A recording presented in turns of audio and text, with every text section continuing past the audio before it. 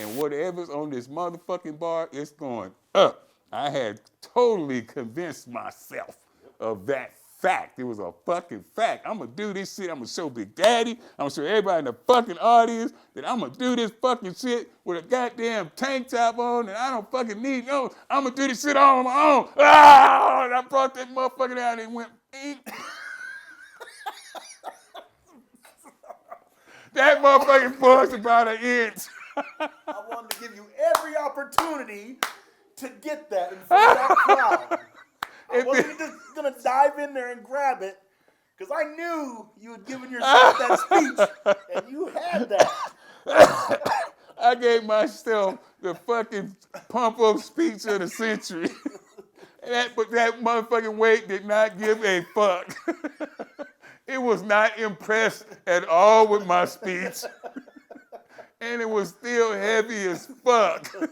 That goddamn weight didn't care nothing about me being CT flushing. Didn't care nothing about me being the one. That weight didn't give a fuck about none of that shit. And damn near crushed my fucking ass. I was able to muster about just enough room for Big Daddy to get his fingers under the bar.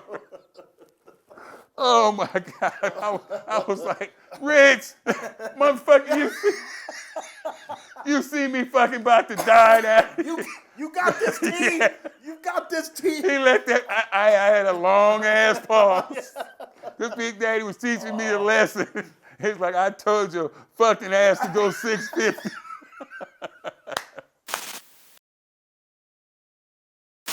Okay, here we are with the legendary silverback himself, Richard Schoenberger. Now, I'm gonna start it like this. I've interviewed Rich before, but we left out one of the crucial parts, and we didn't talk much about his competition days and the unbelievable shit he did in the gym that I seen him do that you motherfuckers didn't get a chance to see him do because you wasn't there.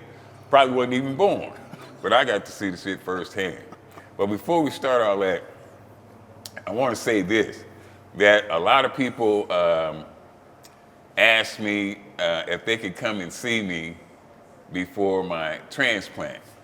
And I turned everybody down, because I told them I was 100% sure that I would survive and I would, be able to do their interviews and talk to them after the transplant. I had no doubt. So the only people that were allowed or who were there before I went into the operating room, the OR, was blood family, and Richard and Leslie Schoenberg. That's, when I say he's my brother, that's what I'm talking about. That's my brother. And I seen them right before I went into the operating room. They were there. So I just said that to give you an idea of how close me and Big Daddy are. We train together a lot, but we're like blood, or closer than blood. So just so you know. Anyway, now let's get into the fun shit. Fuck that. All right. Now I tell everybody. Well, before we get into the feats of strength, and there's a lot of them, but before we get into that, you started out as a football player. Yes. Yep. Sure did. Where did you play football at? Started off playing at Lakewood High School as a sophomore on the football team, and then progressed through there. Then went to Cerritos Junior College, and then was fortunate enough to get a scholarship to Cal Poly San Luis Obispo. All right. What position did you play? Started off as playing center and nose guard as a sophomore, and then as a junior, I flipped around the offensive line wherever they needed me, and primarily was a nose guard my junior year. And then the senior year, I was a strong guard and left side, strong side linebacker. Now, I figured, fuck, he had to be a nose guard. But anyway, was your dad strong? Oh yeah, my dad was unbelievably strong, and never brag about it. He would just mention things sometimes when he worked in the car industry. He had his own business with Porsches and VWs, and sometimes he'd need to change out an engine, and he wouldn't use the engine jack. He'd get all the bolts undone and everything, and then he'd just lift the engine out itself. Which it wasn't, the engines were about 275 pounds, but when awkward Yep. and you're underneath the car, it was Yep. still pretty impressive to see. Very impressive. It's awkward, and 275 on a bar and 275 of engine is different. It's much different. That's strong. Trust me, that's strong. So, born strong. You'd say you're born strong. Very fortunate. Very fortunate to have super genetics and being born strong. Now, it's a big deal to me that Big Daddy is like, now the numbers in competition things that you're gonna see, you have to take into account 100% drug-free, lifetime drug-free athlete. You have to take that into account when you make your comparisons. You're talking about, well, yeah, I know this guy who did this. God damn it, did he do it drug-free? And did he do it in a fucking t-shirt? You have to figure those things in, because when you look at it, it's only a handful of guys that are even in the same, maybe one hand that you can count, drug-free guys in a t-shirt over 600 pounds. Drug-free in a t-shirt over 600 pounds. It's only a handful of them. And that's period in history. And you're looking at one right there. It's a big fucking deal. Oh, well, I know this guy. He didn't do that shit. Qualify that shit. Drug-free, in a t-shirt, lifetime drug-free athlete. Yeah, I had to mention that shit. So when you talking shit, take that into account, motherfucker. He was one of the strongest men ever on earth, ever. The silverback, Big Daddy Richard Schoenberger. You heard it here first, motherfucker. Now, so we went to playing football, and how did the football career end? When you graduated, or what? Well, after high school, I went on to junior college, and then there I just played defensive line, and then from that point I got a scholarship to play nose guard up at Cal Poly San Luis Obispo, and just had a whole bunch of fun up there. Had a bunch of crazy people up there, crazy coaches, and we just had a ball. It was awesome. Well, do you still remember your favorite football coach?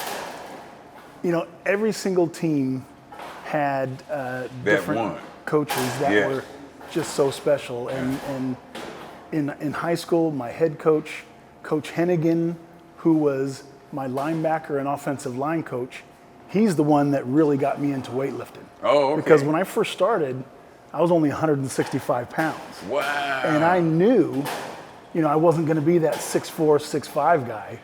And so I had to get better at everything I had any kind of control over. And he was another one of those guys that wasn't, 6 foot something. And he had benched 405 in high school. Wow. And so he taught me the proper way to lift and made a difference big time in my life, because I was gaining roughly about 30 pounds every year. Damn. And it was awesome. Yeah. Really, 30 pounds a year. Well, you motherfuckers know that's a hell of a feat right there, especially for a hard gainer. A hard gainer is 30 pounds in 1 year. Shit. Anyway, okay. So he taught you how to lift properly and lift weights, and now so you didn't start lifting weights until after my sophomore year. Wow. In high school, because the varsity always had priority, and so we'd try to sneak in there whenever. And since we couldn't do that, I started lifting more at home. Like I was saying before, my dad had these VWs and Porsches, and we had a VW at home that was on blocks. And so I'd practice my deadlifts and my bench with that VW, and just trying to figure a way to get it done. So his deadlifting and bench pressing, he practiced with a Volkswagen. That's normal everyday shit. I'm sure you motherfuckers do that all the time. Okay, so deadlifting, bench pressing, Volkswagen. We went through after football, life after football. Mm-hmm. What happened? So after football was all done, then I got into the working force, and at the gym where I trained, a man by the name of Dave Shaw. Yeah, who's powerlifting guys will know that name. Yeah, I mean, an incredible deadlifter, world record holder, and he was the manager of the gym at our Rockwell facility. And he saw me in there lifting several times, and he had asked me if I'd ever thought about powerlifting. And I was like, well, I didn't know all the details of powerlifting. And he was like, I'll tell you what, if I put on a bench press competition, will you enter it? And I was like, oh yeah, because I'd always trained for football, and that was my motivating factor. Right. And then when he said that, I was like, hey, there's something to train for. And so I started training for that, and that was really cool. Did you win? Yes. and it was really cool because I won that, and then I caught the powerlifting bug, and he's like, okay, well now all you're doing here is competing against other engineers and people within Rockwell. And they came from far and wide, because Rockwell's all over the country. But he goes, you want some real competition, time for you to go to Venice Beach, California, and go against some real competition. Yep. And so that was the motivating factor right there, to be able to compete again in a different way. Definitely. Competition as motivation. It's big time motivator. If that's in you. I mean, if you had a competitive nature, then competition is the best motivation you can get. Yeah, I see guys all the time, Big Daddy, and they be, I'm a champion and I can beat anybody, but they won't compete. Right. If you say you the baddest and you mean that shit, then competition is the only way to prove it, man. And otherwise, you're just flapping your gums. You don't mean that shit. If you say you the baddest, then you want to look for the other guy who says he's the baddest, and let's settle this shit. That's why they in boxing they have championship fights. You got a couple of fighters, and both of them talking about I'm the baddest. Hey, let's get in the ring and settle that shit, motherfucker. So if you talking about, I said it was a guy. I'm not gonna say his name. He's on Twitter or Instagram or something. I'm a professional power lifter. No, you're not. That's right. No, you're not. You're lying. You ain't no. That means you make a living power lifting. Unless you can live on about $100 a year, motherfucker. You ain't no professional power lifter. We've seen those contests. Right? Yeah. you ain't no fucking professional power lifter. I'm the strongest. I said, look, we have a little competition every year called Iron Wars. Big Daddy's the host every year. If you want to say you the baddest and prove you the baddest, we have a platform for you to prove that. Big Daddy's always the MC of Iron Wars. Bring your ass on down January 25th and stop flapping, and you have a chance with a room full of other motherfuckers who claim to be the baddie, and settle that shit. Just settle it, just like that. If you don't have a competition heart, then shut up that shit about you the best, motherfucker, because you're just lying. Now, this is what I haven't seen him do, but I heard that you squatted, was it 800? 850. 850, how many times? 10 times. 10 times. 850 pounds for 10 fucking reps. That's a badass bench presser, known for his bench pressing, world record, multiple time world record bench press holder, fucking squatting 850 for 10 reps. Now that is fucking incredible. I squatted 750 pounds one time, damn near folded me in half. Ooh, that shit was heavy. So I couldn't imagine 850 once. Well, we had a great weightlifting coach. This was actually in junior college. Damn. And his name was Coach Merkel. And he always stressed incredible technique, along with my strength coach at high school, at Lakewood High School, John Hennigan. And by them emphasizing great technique all the time, it was able to make my numbers go up in everything relatively quick. Wow. And so the 850, which I've clarified to people, was a box squat. Oh, okay. And stuff. And the reason why we shit did those still. is that Coach always felt, if you're not going deep enough, then forget it. It doesn't count to me. Exactly. So he'd sit off to the side, and he's like, I want you 90 or more. Yep. And he goes, to make sure you're getting that, Put this box. we're gonna put that box down Yep. there, and you will go that far. Yep. Otherwise, it's not gonna count. Yeah. Because he was a real stickler about, just like Coach Depth. Hennigan, depth, technique, and everything you do.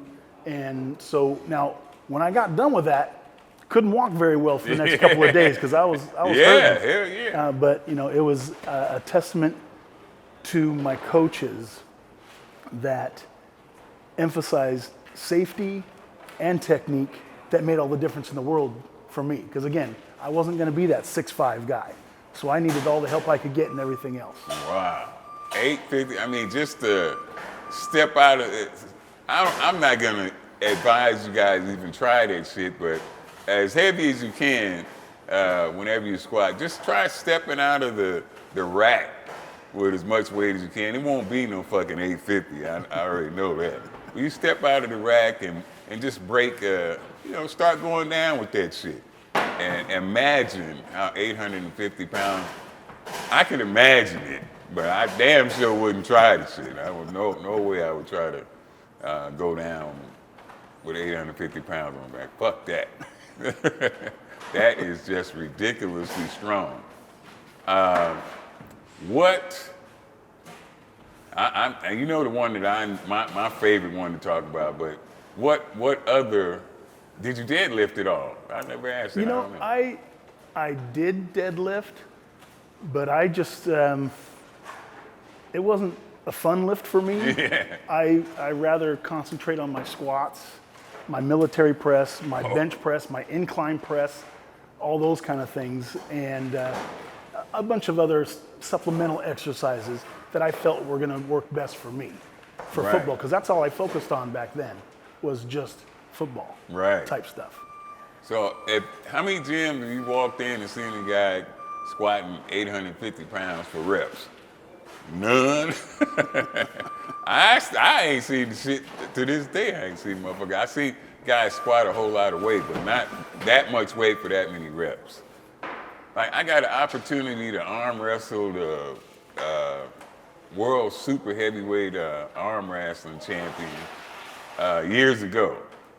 And so what other feats of strength outside of just, we got deadlifting and bench pressing a Volkswagen. We got squatting 850 pounds for 10 reps. Multiple time world bench press champion. We'll talk about that a little bit later. But what other feats of strength that you'd like these motherfuckers to know? Oh, well, I think one of the most fun was, like we were talking about my dad before. He was just always naturally strong. Right. And again, like I was saying, he worked in the car industry, had his own shop, and he had that VW, a different one at the house. And he was just, he could put an engine in with his bare hands, for the VWs. Yeah. And stuff, which is still, it's 275, but it's awkward weight. Yes. And I saw him do it myself. And Yeah. it's like, how you do that? And so he had a VW at the house that he was gonna use for parts. And I'd been practicing my deadlifts and all those different things. And my squats especially.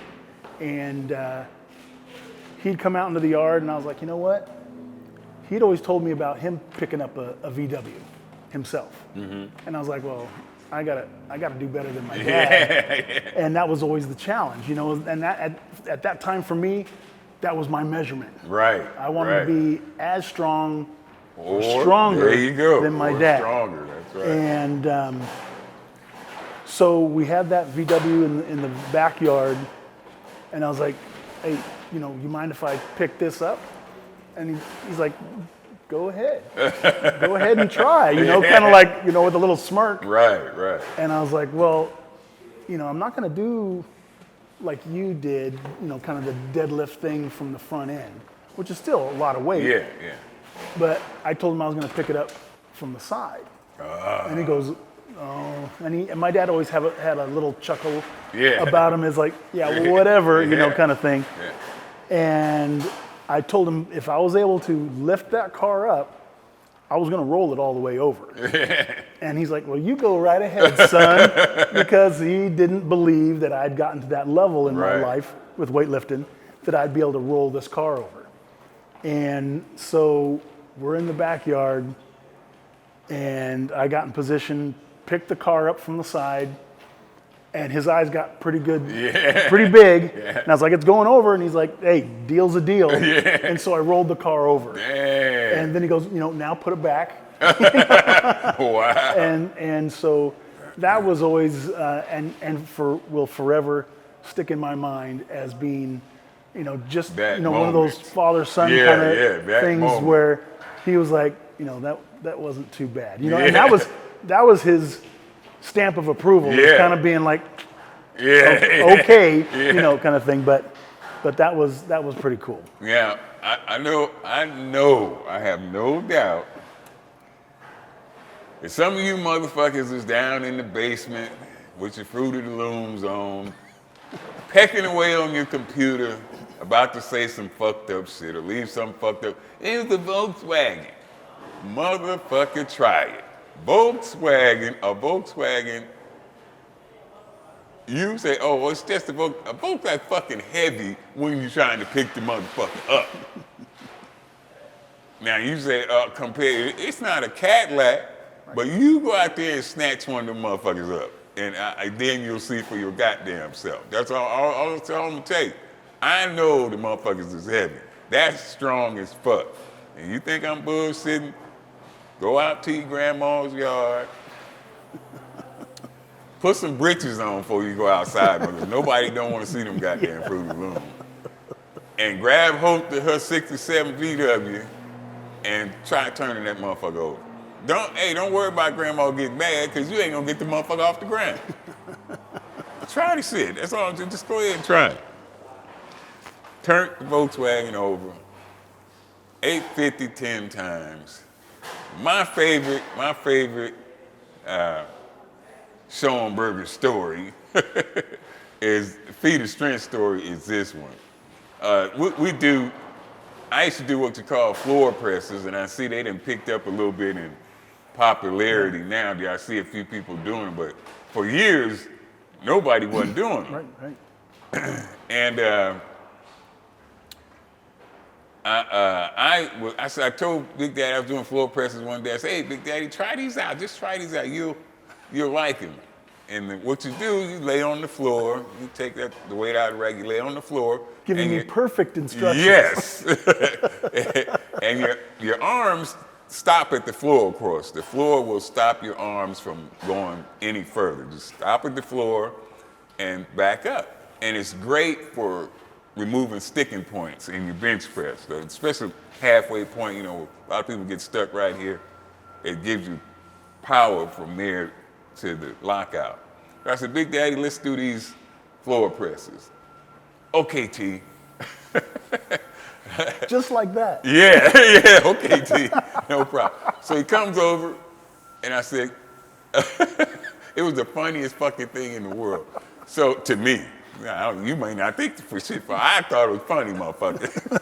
So Big Daddy lays on the floor, and he comes down, and way before his elbows could touch the floor, the bar's sitting on top of his chest.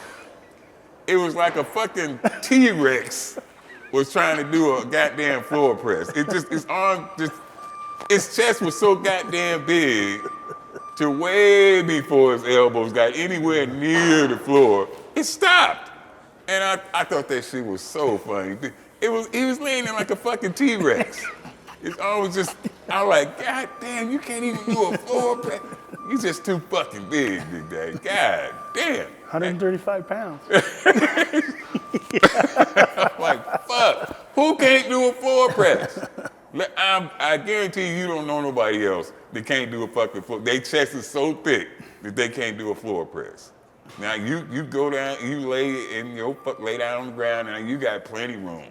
Plenty room. I guarantee you got plenty space. Your elbows will hit the ground, no problem.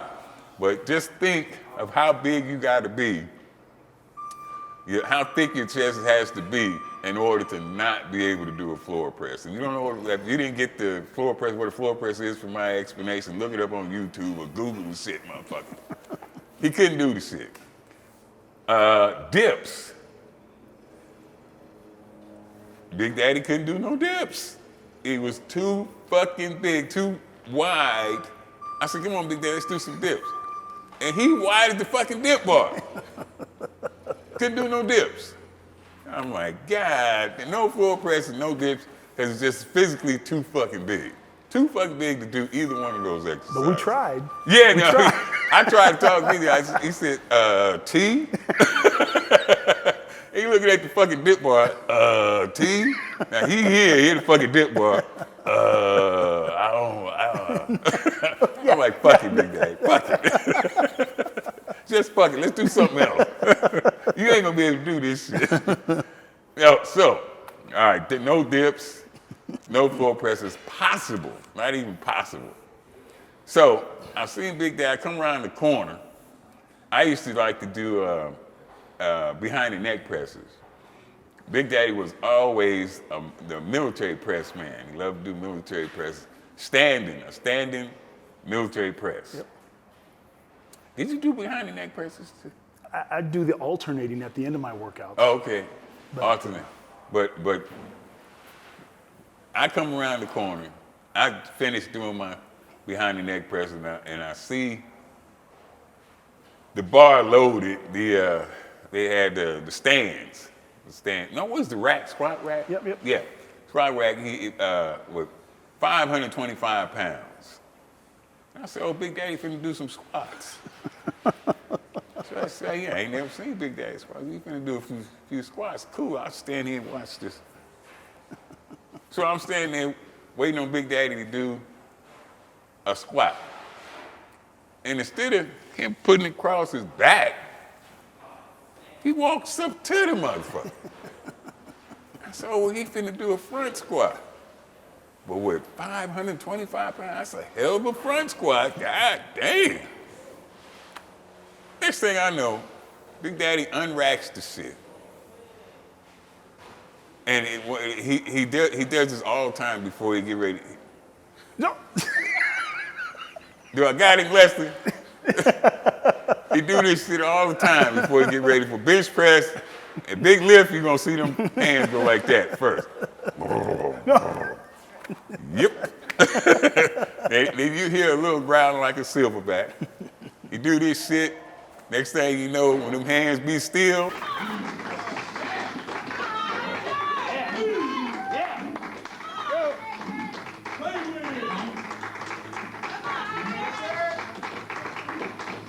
on now, let's hear it.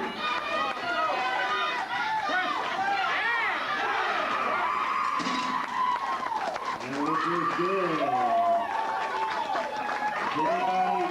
Jerking, none of that damn shit. Just, I said, God damn. To this day, I have never seen another human being stand still in one goddamn spot do 525 pounds. I have not seen it. If you've seen it, you're lying. No, maybe you have. I ain't seen the shit. I tell you what, I have not seen that shit before. Well, Just- and the thing is that people got to understand is that you got to remember who I was training with, that there was never anything acceptable other than your best effort. So I knew you were right there, and I knew I had to get it. It's just the way it was when we trained. Oh yeah, well we. That was But I wasn't fun. doing that shit. Fuck that. Especially the behind the neck press, I did them sitting down. And to me, standing up made it even harder than because if you're sitting down, you got something to stabilize you. But if you're standing up, you gotta stabilize your own self. You have to stabilize your body, and then military press 525 pounds. That's, to me, that's just incredible, just ridiculously strong. I like I said, I'm still amazed by that shit, and I still haven't seen anybody else do it. What is your all-time favorite competition? I would have to say, because we went to so many Yeah, together, but the ones that stick out are, of course, that one. yeah, And then the very first contest that we ever competed Yeah. in at American Eagle. Yeah. where we were in different weight classes, Yeah. but it didn't matter. We No, were still no. competing. Yeah, yeah. And for all the stuff to go on, with Fred Sanchez, Yeah. and for the head ref to fall asleep on Oh, me, yeah. and that was really the beginning of us becoming the family that we are today. Yep, that's correct. Because right after that contest was where I just loved the grassroots of that gym. Yeah. And so I had to go over there and see what more there was about it. Yep. And we met up, after that. I think it was a couple of weeks after the Yeah. competition. Yeah. Yeah. And then we were like, here we are, two pretty strong guys, but we could see that if we worked together, we could become that much stronger. Yeah. And that was pretty impressive to me, and that stands out an awful lot. There's a million stories of Yeah. all the other ones, but that's definitely one of my favorites. Definitely, and I think we told that one on the last interview. Yeah, that was Fred Sanchez, if you guys remember from the last time, was my training partner. Good friend of mine, Fred Sanchez, and I hope you see this fucking video, Fred.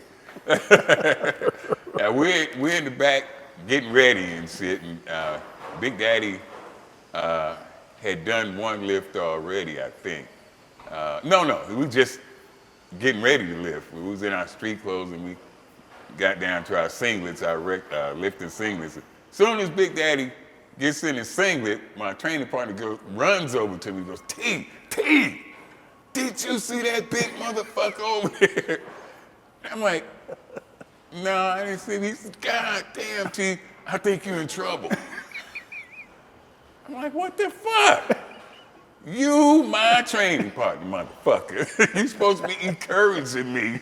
And before you even see him live, just because of the sheer size of Big Daddy, he giving up all fucking ready. I'm like, God damn, Fred, I got you fired, motherfucker. He was like, oh, look at the fucking size of that guy. So that was that's also a big time favorite of mine. That is right. That's how it got started. A shout out to American Eagle Gym in Norwalk. I don't even know if it's still here. Is it still here? I think it is still there. And I think it's even smaller than this gym. Oh yeah. Yeah, it was small. But we got it done. Oh, hell yeah. Man. And we goddamn, we go to them contests, we yelling, Eagle flies high, goddamn. Yep, And yep. so we put the American Eagle Gym on the map. Because Sherry Houston, the owner there, had two of the strongest bench pressers on the planet at that time, and right from her little gym in Norwalk. So, because there's a whole lot of guys out there now, what is your favorite chest building exercise? It's got to be bench. Gotta be bench press. Straight old, because some motherfuckers like dumbbells best, but bench press. And I think, you know, they're not wrong in doing dumbbell bench press, but for me, I had a pretty close grip. Yeah. And so I had a very full range of motion, and that's what helped me. Yep, he definitely had a close grip. I already described his pre-lifting ceremony that he had to go through before he would do his lift. It would be some deep grunts and this. And he did bench close grip. And another thing, in competition, the pause. Okay, everybody is required to do a pause in competition. It's a pause rep, you know, it's supposed to be 3 seconds, I guess, but it really depends on the head judge. Yep. As he said in the first time competition, the head judge fell asleep, and if that happens, then that means it can be way over 3 seconds. So I don't think the head judge ever said lift, did he? No, I looked back, Yeah. and he was out. He was snoring. The head judge actually physically went to sleep. So he's snoring, we was out pretty late. And so Big Daddy just went, you know, fucking 5 minutes later, bam, he just hits it. But he always takes an extra long pause. It's supposed to be 3 hours, and the head judge will say lift. Big Daddy lift when he got ready to lift. Everybody in the crowd, he'd be sitting there, the head judge would say, lift. Big Daddy still got the bar on his chest. And the crowd is going, along with me, when I first seen this shit, I'm like, oh, he's stuck. He can't even get it off his chest. Pow! All of a sudden, pow! He shoots the fucking thing out, and it's always open. It was 500, right? 529. 529, always open. 529, all day. The head judge said lift long time ago. We like, pow! All of a sudden. And it's going up so fast, the fucking weights on the side doing like this. And the crowd is going, damn! Everybody's like, damn! Did you see that shit? And all the rest of the competitors going, oh, shit. Fuck! Did you see that? And it was, you know, he was just sending a warning shot to the rest of the motherfuckers. I would talk shit. Big Daddy do it on the bench. Pow! And when he hit that motherfucker, the crowd, the competitors, everybody, you know, the asshole get a little bit tighter. I'm like, damn! What did your chest measure, Big Daddy? At the largest that I had a 74-inch chest. 74 inches. That's you and your buddy. If you and your buddy stand back to back and they wrap a tape measure around both you motherfuckers, it might come up to 74, maybe. That is a big ass chest. I think they said Arnold at his biggest, I think, was 60. I think somebody, and that might have been a little generous. So can you imagine a foot and 2 inches larger than Arnold's chest at its largest in his heyday? That was at his largest. And I think that somebody was with 74-inch chest. You'll see a picture in this video of Big Daddy putting a gallon of milk up on his chest. Now, you can try that shit if you want to, but make sure you got your mop handy. because all that shit gonna be on the floor. You just set a gallon of fucking milk up on your chest. You try to fucking, I know some of you motherfuckers will be laying down. Stand up straight, do the shit. You be laying down on the floor. Yeah, I did it, CT. No, hell no. You ain't done shit. Put your milk back in the refrigerator, motherfucker. Get some cornflakes and go with that shit. Big Daddy has merch available. As you see, I have this matching tennis shoe bracelet. It's Richard Schoenberger's bracelet. He has merch available, t-shirts, wristbands, and what else, Wesley? Hats. T-shirts, hats, and wristbands. And you can go to bdr@aol.com. BDRS. No, BDR. it's at BDRS Oh. 55 on Okay. Okay. Tell them where to go, Big Daddy. Okay, just a second. She's got to Okay. Oh my God. got you two crazy people telling me at the same time. Old men. Can we put on there? This is I'm not 25 anymore.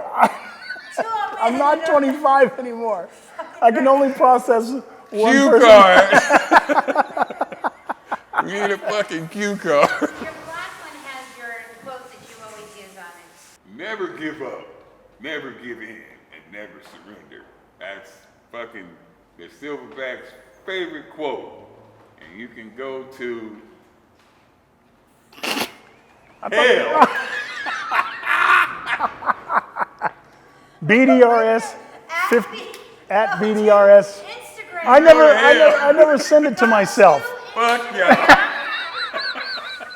Go to. Did you like that look? This is Q you. Blake stare. It's your turn, Rich. Huh? What? Look at me. Cue that card. Listen. Go to Instagram. You did your part perfectly. You're not listening. Go to Instagram. You can you time it to me? BDRS55 and direct At what? Instagram. Instagram. At RS55. Instagram. Message me. At BDRS55 Yes. on Instagram, right? Just do the lip sync. I haven't been feeling well.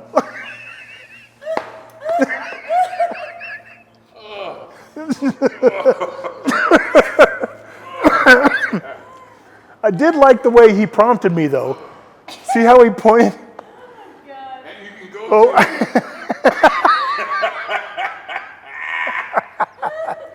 I thought you had taken off perfectly on that. I was like, hey, he's going to finish this. Then he looked at me. I was like, I knew I was gonna no. fuck it up. At BDRS 55. Right?